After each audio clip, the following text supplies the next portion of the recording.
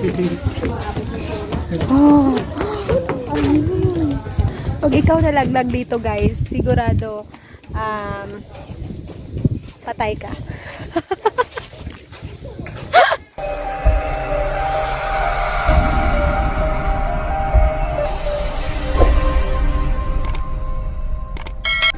What's up guys? Okay, into this vlog, nandito po tayo ngayon guys sa Abaca Cafe guys. Okay, bagong bukas po ito dito, no?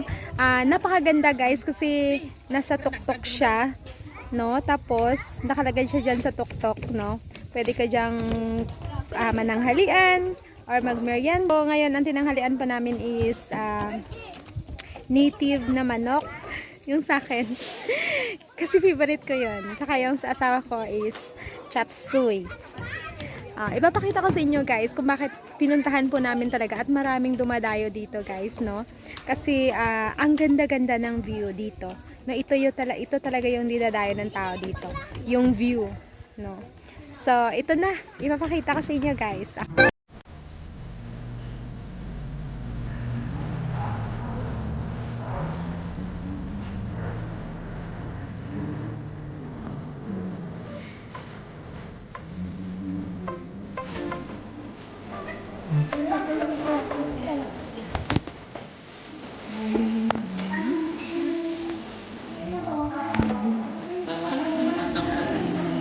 Yung in-order ko guys is fruit lemon tea.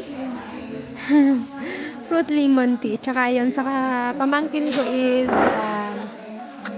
Oreo chocolate. Yun.